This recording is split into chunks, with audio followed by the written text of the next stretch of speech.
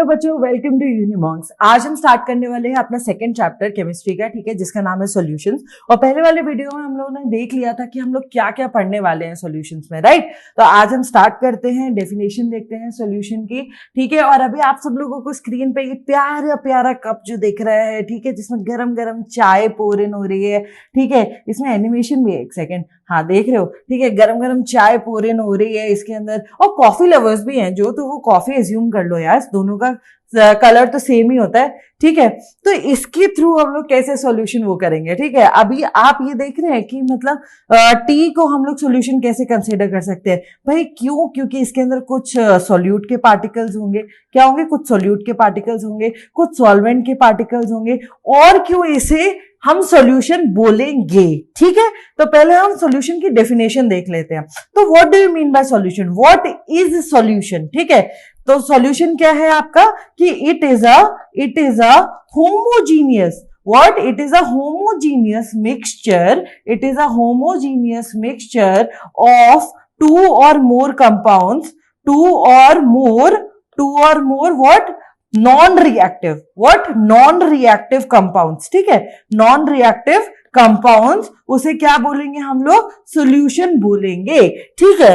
अब इसमें हम लोग सॉल्यूशन जब पढ़ते हैं तो फिर क्या पढ़ते हैं भाई कि ये बाइनरी सॉल्यूशन हो सकता है, ठीक है, ट्राइनरी हो सकता है, बहुत सारे हो सकते हैं। अब हम जो पढ़ने वाले हैं आपके सिलेबस में जो है वो है सोल्यूट और सॉल्वेंट का। तो जो सॉल्यूशन जो हमारा बनता है वो क्या बनता है? हमारा सोल्यूट और सॉल्वेंट को मिला के बनता है। इसमें देख रहे हैं आप कैसे दो कॉम्पोनेंट है, कैसे दो कॉम्पोनेंट है, 1 और 2, इसीलिए बाइनरी बोल दिया है, ठीक है। बाय मतलब क्या? 2, बाय मतलब क्या?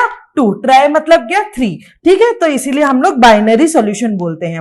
और क्या बोलते हैं, और कैसे डिफाइन करते हैं? एक्वस और नॉन एक्वस सॉल्यूशंस में डिफाइन करते हैं, राइट। एक्वस सॉल्यूशंस कौन से होते हैं? जिनका सॉल्वेंट क्या होता है? वाटर होता है। क्या होता है?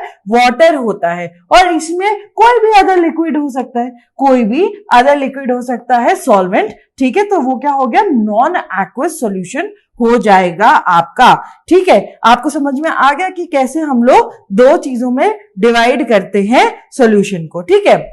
अब आपने जहां यहां पे देख रहे हो आप डेफिनेशन, उसमें क्या लिखा हुआ है? एक टर्म लिखा हुआ है homogeneous. What does it mean? What does it mean? तो आप नॉर्मल भाषा में पहले समझ लीजिए कि जैसे भैया ये टी का कप है या कॉफी का कप है, ठीक है। तो कॉफी का कप है, टी का कप है, इसको आप जैसे पिएंगे, अगर पिएंगे तो ऐसा तो नहीं है कि आपने फर्स्ट सिप ली तो आपको कम मीठा लग रहा है और नीचे नीचे जैसे पहुंचते जा रहे हैं वैसे ज्यादा मीठा होता जा रहा है। ऐसा तो नहीं है ना कि मैम हम लोगों ने पहला स्टार्ट किया तो फीका लग रहा था और फिर हमने नीचे से नीचे तक जाते जा रहे थे हम लोग, वैसे ऐसे मीठा होता जा रहा था वो। या फिर कभी आपने ऐसा किया हो कि कोई पेपर कप हो, उसमें कोई सॉल्यूशन, आप मान लीजिए लेमनेड पी रहे हैं, ठीक है। आपकी मम्मी ने गर्मियों में ठंडा ठंडा लेमनेड बनाया है, ठीक है, और आप उसे सिप कर रहे हैं। तो आप जब स्ट्रॉ डालते हैं या आपने छेद कर लिया मान लो उसमें कप में, और आप नीचे से पी रहे, तो भी आपको सेम टेस्ट ही तो आता है, जैसा नीचे से पीने से आता है वैसा ऊपर से पीने से आता है, ठीक है।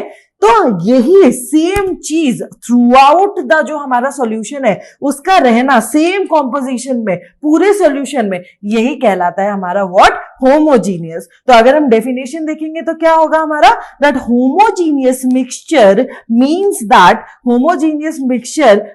That its composition and properties are uniform throughout the mixture, ठीक है।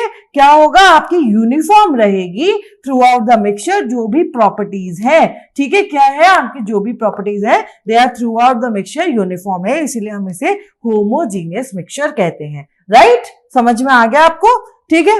अब हम लोग अगर टाइप्स ऑफ सॉल्यूशन देखें, अगर हम अब लोग टाइप्स ऑफ सॉल्यूशन देखेंगे तो क्या देखेंगे भाई? ये हमने पहले भी डिस्कस कर रखा है, ये पूरा आपका जो टेबल है वो, ठीक है, आपका एनसीईआरटी का टेबल है ये, जिसमें हमने सॉल्यूट देखा था कि जो कम मात्रा में प्रेजेंट होता है, ठीक है, और जो सॉल्वेंट होता है वो ज्यादा मात्रा में होता है, ठीक है। अगर हम लोग ऐसे डिफाइन करें कि सॉल्यूशन, तो इसमें सॉल्यूट क्या होता है? That is present in lesser amount, what? Lesser amount. और जो सॉल्वेंट होता है हमारा, दैट इज व्हाट? सॉल्वेंट क्या होता है हमारा? That is present in more amount, ठीक है, that is present in more amount. These are the two composition जो हमारे सॉल्यूशन में आ रहे हैं, राइट। तो आपको दिख गया, ये सारा दिख गया, ठीक है। उसके बाद हमने अलग अलग टाइप के सॉल्यूशंस देखे थे भाई, कि गैसियस कौन से होते हैं, लिक्विड कौन से होते हैं, सॉलिड कौन से होते हैं, ठीक है। उसमें किस टाइप के सॉल्वेंट होते हैं, हमें ये बीच वाला पढ़ना है, जिसमें अगर लिक्विड गैस में लिक्विड में गैस डिसॉल्व कर रहे हैं, ठीक है, यहां से गलती मत करना, गैस लिक्विड में जब हम डिसॉल्व कर रहे हैं तो हम हेनरीज लॉ पढ़ेंगे, जब लिक्विड लिक्विड में कर रहे हैं तो राउल्स लॉ पढ़ेंगे, और जब सॉलिड लिक्विड में कर रहे हैं तो क्या पढ़ेंगे हम लोग, कॉलिगेटिव प्रॉपर्टीज। क्या पढ़ेंगे, कॉलिगेटिव प्रॉपर्टीज, ठीक है। अब हमने इतना कवर कर लिया है, तो अब हम आगे क्या देखेंगे, कॉन्सेंट्रेशन देखेंगे, ठीक है। कॉन्सेंट्रेशन देखने के पहले हम लोग ये देखेंगे, चलो पहले डेफिनेशन देख लेते हैं, ठीक है, कॉन्सेंट्रेशन में, कि वो बोल रहे हैं कि what do you mean by concentration, ठीक है। कॉन्सेंट्रेशन अपना भी यहां पे लगाओ, ठीक है, वो वाला कॉन्सेंट्रेशन भी लगाओ और सॉल्यूशन वाला भी कॉन्सेंट्रेशन लगाओ, ठीक है। तो कॉन्सेंट्रेशन क्या बोल रहे हैं, यहाँ पे बोल रहे हैं कि the amount of solute what that is present in lesser amount in solution, right. तो amount of solute dissolved in a known amount of solvent which is present in greater amount, ठीक है, in the solution is called concentration. What does it call? Concentration, ठीक है। और concentration को अगर हम divide करना चाहें तो हमारी डिफरेंट टाइप ऑफ कॉन्सेंट्रेशंस होती है। कुछ जैसे हम दो ब्रॉड कैटेगरीज में अगर हम देखें तो हम लोग क्या देखेंगे कि कुछ होती है टेम्परेचर डिपेंडेंट, क्या होती है, कुछ होती है टेम्परेचर डिपेंडेंट, और कुछ होती है टेम्परेचर इंडिपेंडेंट, कुछ होती है टेम्परेचर इंडिपेंडेंट, ठीक है। तो टेम्परेचर डिपेंडेंट में से कौन सी आती है, वो आती है जिनके अंदर वॉल्यूम प्रेजेंट होता है। क्या होता है, वॉल्यूम। आगे हम लोग अलग अलग कॉन्सेंट्रेशन देखेंगे ना, उसमें आपको पता चलेगा। जैसे वॉल्यूम कॉन्सेंट्रेशन होता है जो आपका परसेंटेज में हम लोग निकालते हैं, और क्या नॉर्मेलिटी होता है आपका जो वेट बाय वॉल्यूम हम लोग निकालते हैं परसेंटेज, ठीक है। तो ये आपकी क्या होगी, टेम्परेचर डिपेंडेंट हो गई। क्यों, मोलैरिटी हो गई आपकी, क्या हो गई, मोलैरिटी हो गई आपकी। ये भी टेम्परेचर डिपेंडेंट में आता है। क्यों आता है टेम्परेचर डिपेंडेंट में, क्योंकि टेम्परेचर डिपेंडेंट होने की वजह से उसमें अंदर वॉल्यूम है, तो टेम्परेचर अगर घटेगा या बढ़ेगा तो उसमें प्रेजेंट जो वॉल्यूम है उसके ऊपर फर्क पड़ता है, ठीक है। तो वॉल्यूम डिक्रीज हो जाएगा अगर ज्यादा टेम्परेचर होगा तो, अगर कम टेम्परेचर होगा तो फिर उसके मॉलिक्यूल्स अलग तरीके से हो सकते हैं, बढ़ तो नहीं जाएगा, मतलब उतना ही रहेगा। तो ये सब चीजें हमें देखने पड़ते हैं, क्या देखने पड़ते हैं, वेरिएशन इन वॉल्यूम। व्हाट देखना पड़ता है हमें, variation in volume in temperature dependent concentrations, ठीक है। और टेम्परेचर इंडिपेंडेंट जो कॉन्सेंट्रेशंस होते हैं वो कौन से होते हैं, हमारे मोल फ्रैक्शन होते हैं। क्या होता है, मोल फ्रैक्शन होता है, ठीक है। उसके हम लोग जब आगे फॉर्मूला देखेंगे, उसके फॉर्मूला आपको कहीं नहीं दिखेगा वॉल्यूम, ठीक है, कहीं पे भी नहीं दिखेगा। और इनके जो फॉर्मूला है उसमें वॉल्यूम सामने ही होता है, ठीक है, सामने ही होता है। और क्या होता है, मोलैलिटी होता है। क्या होता है, मोलैलिटी होता है। और क्या होता है हमारा मोल, जो ये जैसे वॉल्यूम कंसंट्रेशन है वैसे ही वेट बाय वेट कॉन्सेंट्रेशन हम लोग लिखते हैं, ठीक है। तो ये सब चीजें क्या होती हैं, ये सब चीजें क्या होती हैं, टेम्परेचर इंडिपेंडेंट होती है। और ये कौन सी होती है, टेम्परेचर डिपेंडेंट होती है, ठीक है। अच्छी तरह समझ में आ गया आपको, डिफरेंट टाइप ऑफ कॉन्सेंट्रेशंस, मतलब इन टर्म्स ऑफ टेम्परेचर हम लोग कह सकते हैं अगर एक्सप्लेन करना हो तो, ठीक है।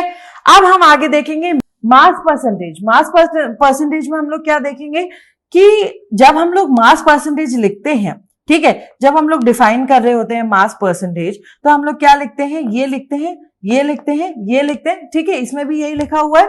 तो इसमें जो पहला वाला W है, क्या है, पहला वाला W, वो हमें देखना है कि ये किसका है, सोल्यूट का है जी। किसका है, वेट सोल्यूट का है, ठीक है। सोल्यूट, हमने तीन टर्म्स पढ़े, क्या पढ़े, सोल्यूट पढ़ा हमने, सोल्यूट पढ़ा, सॉल्वेंट पढ़ा, और क्या पढ़ा हमने, सॉल्यूशन पढ़ा, ठीक है। इसमें कंफ्यूज नहीं होना है आपको, इसमें देखना है कि भाई आपसे क्या पूछा गया है, क्या डिमांड है, ठीक है। तो इसमें जब आप ऐसे लिखेंगे तो फर्स्ट वाला W किसका होगा, वेट ऑफ सोल्यूट, किसका होगा, वेट ऑफ सोल्यूट। और नेक्स्ट वाला किसका होगा, सोल्यूशन का, किसका होगा, सोल्यूशन का।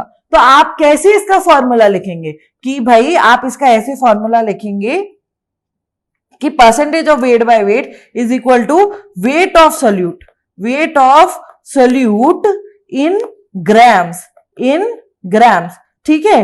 और क्या लिखेंगे, वेट ऑफ सॉल्यूशन, क्या लिखेंगे, सॉल्यूशन इन ग्राम्स, ठीक है। यूनिट तो सेम रखेंगे आप, यूनिट तो सेम रखेंगे ही आप, ग्राम ग्राम में ही होना चाहिए, ठीक है, तो wait of solute in grams, weight of solution in grams, ठीक है, इंटू 100 ये क्या आ गया आपका, ये वो आ गया कि मास परसेंटेज का हम लोग फॉर्मूला कैसे लिख रहे हैं, ठीक है। अब अगर हम लोग मतलब इसे इन टर्म्स ऑफ मतलब क्वेश्चन में आपको किस तरीके से दिखाई देगा उसके बारे में अगर हम देखें तो हम लोग कैसा दिखेगा, मतलब कि अगर आपको मान लीजिए कहीं पे लिखा हुआ है 80% wait by wait, 80% wait by wait, तो आप क्या समझेंगे इस टर्म से? इस टर्म से आप ये समझेंगे कि 80 grams is present in 100 gram of solution. What? 100 gram of solution और सॉल्वेंट किसमें कितना बचेगा इसमें? therefore हम लोग ये कंक्लूड कर सकते हैं कि 20 grams of क्या बचेगा आपके पास? सॉल्वेंट बचेगा। क्या बचेगा? सॉल्वेंट बचेगा, राइट। तो 80% वेट बाय वेट देख रहे हैं हम लोग, तो 80 ग्राम देखेंगे, 100 ग्राम में 80 ग्राम प्रेजेंट है और 20 ग्राम क्या है हमारा? सॉल्वेंट है, ठीक है। समझ में आया आपको? मास परसेंटेज निकालने का यही फॉर्मूला है। उसके बाद वेट वॉल्यूम परसेंटेज अगर हम निकालें तो भाई कैसे निकालेंगे? Percent of volume by volume, वही अगेन पहले वाला सॉल्यूट होगा जी, पहले वाला वॉल्यूम किसका होगा? सोल्यूट का होगा, दूसरा वाला सोल्यूशन का होगा। ध्यान दे के देखो, यहां पे मैं सॉल्वेंट नहीं लिख रही हूं सेकंड वाले के लिए, क्या लिख रही हूं? सोल्यूशन लिख रही हूं, ठीक है। तो इसमें भी क्या हो जाएगा आपका? Volume of solute in ml, ठीक है। लीटर लेना है तो लीटर लो, तो फिर दोनों जगह लीटर लो, ठीक है। और क्या होगा, लेकिन मतलब जनरली तुम लोग क्या करते हैं, हम लोग जो केमिस्ट्री लैब होती है उसमें टेस्ट ट्यूब में वो करते हैं तो ml में ही होता है वो, ठीक है। लीटर्स में तो कोई नहीं डाल रहा होता कि लीटर में डाल रहे हैं, ठीक है। और क्या करते हैं हम लोग लैब में जब होते हैं तो देखा है तुमने कैसे तुम लोग डाइल्यूटेड जो होते हैं हमारे एसिड्स वो यूज करते हो, ठीक है। तो डाइल्यूटेड एसिड्स हम लोग क्यों यूज करते हैं? क्योंकि वो कम हार्श होते हैं, उनका कॉन्सेंट्रेशन कैसे बनाया जाता है? वाटर एज ए सॉल्वेंट लिया जाता है और कोई भी हार्ड एसिड जो होता है आपका H2SO4 HCl वो उसमें डाला जाता है, ठीक है। आज स्पेशली पढ़ते हैं कि नहीं कि कैसे वाटर के अंदर ही एसिड डालना चाहिए, ना कि एसिड के अंदर वाटर डालना चाहिए, ठीक है। क्यों? क्योंकि जब हम सॉल्वेंट लेते हैं वाटर को तब उसके अंदर जब हम हार्ड एसिड डालते हैं तो उसके आयंस जो डिसोशिएट होते हैं, ठीक है, उन्हें प्रॉपर जगह मिल जाती है डिसोसिएशन के लिए और वो रिएक्ट नहीं होते। बल्कि अगर आप H2O डाल देंगे तो आपके साथ मतलब मना किया जाता है, क्योंकि आपके साथ कोई हादसा भी हो सकता है, क्योंकि एसिड जल्दी से रिएक्ट कर जाएगा, ठीक है। तो ऐसा ही हम डाइल्यूटेड सॉल्यूशंस बनाते हैं, वो भी कॉन्सेंट्रेशन होता है, ठीक है। उसका भी क्या कर रहे होते हैं हम लोग? कॉन्सेंट्रेशन डाइल्यूट कर रहे होते हैं, ठीक है। वॉल्यूम्स में करते हैं वो भी, कैसे? सॉल्यूट और सॉल्वेंट दोनों लिक्विड होता है, राइट। तो इसके अंदर भी हम लोग क्या पढ़ेंगे? Volume of solution in ml, right. Volume of solution in ml into 100, ठीक है, इंटू 100 कर दिया हमने। इसका भी एग्जाम्पल ले लेते हैं कि मान लीजिए अगर आपको 80% ऐसे लिखा हुआ है V by V, तो आप क्या लिख देंगे? 80 ml of what? 80 ml of solute is present in 100 ml of solution. What? 100 ml of solution. और हमारा सॉल्वेंट क्या बचता है? हमारा 20 ml सॉल्वेंट बच गया। कितना बच गया? 20 ml बच गया, ठीक है। इजी पीजी, ठीक है। ये तो हम पहले से भी मेरे ख्याल से तुम लोगों ने पढ़ लिया और 9th-10th में ये वाले फॉर्मूलाज, ठीक है। उसके बाद अगर हम देखें तो हमारा नेक्स्ट वाला जो हमारा ये परसेंटेज वेट बाय वॉल्यूम वाला आता है, तो इसमें जब हम लोग परसेंटेज वेट बाय वॉल्यूम का लिखते हैं तो हम लोग क्या लिखेंगे? देखो ध्यान से, इसमें भी पहले सॉल्यूट क्या, और फिर नीचे सॉल्यूशन, ठीक है, सॉल्यूशन। तो इसमें क्या लिखेंगे हम लोग? देखो ऊपर वेट है और नीचे वॉल्यूम है, तो हम लोग क्या लिखेंगे कि wait of solute, what? Wait of solute in what? In solution, ठीक है, in grams upon what? Volume, what? Volume of solution in ml, litres नहीं, ml इंटू 100, ठीक है। ग्राम ऊपर लिया है तो फिर नीचे क्या लोगे? ml ही तो लोगे, ठीक है। ऊपर kg लोगे तब लीटर लोगे, ठीक है। तो यूनिट्स में हमें गड़बड़ नहीं करनी है, ठीक है। ये मैं और साफ तरीके से लिख देती हूं that we are taking solute in grams, ठीक है, इन ग्राम्स, ठीक है। अब इसके अंदर जो बच्चे गलती करते हैं, जैसे हमने मान लो लिखा हुआ है 80% वेट बाय वॉल्यूम, ठीक है, तो अब तुम्हें ये नहीं करना है कि 80 gram of solute, ma'am 80 gram of solute is present in 100 ml of water, ऐसे नहीं करना है, ठीक है। दोनों की यूनिट ही अलग है, तो तुम ऐसे थोड़ी लिखोगे कि हो। और फिर सॉल्वेंट में कैसे लिखोगे, सॉल्वेंट में क्या लिखोगे, 20 ग्राम लिखोगे और या लिखोगे 20 ml, 20 ml या ग्राम लिखोगे, क्या लिखोगे सॉल्वेंट में, ठीक है। ये गलती नहीं करनी है। ऐसे क्वेश्चंस के लिए हम लोग क्या करते हैं, हम लोग डेंसिटी यूज करते हैं। क्या करते हैं हम लोग, डेंसिटी का फॉर्मूला यूज करते हैं, डेंसिटी यूज करते हैं, ठीक है, जिसमें दोनों क्या होता है, m/v होता है, तो दोनों का कॉन्सेंट्रेशन आ जाता है और डेंसिटी को फिर कंसीडर करते हैं कि कौन से सॉल्यूशन की डेंसिटी कितनी है, ठीक है।